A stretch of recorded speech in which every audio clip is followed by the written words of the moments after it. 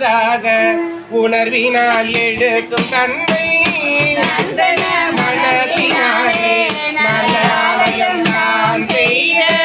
நின்றவோர் பூசலர்தம்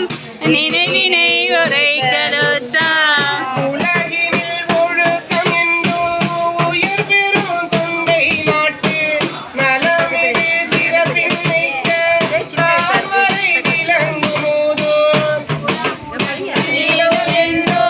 குறைவிலா மறையோர் கொள்கை நிலவிய செல்வம் மல்கி நிகழ்திரு நின்ற ஊரா அருமறை மரபு வாழ அப்பதி வந்த சிந்தை தரு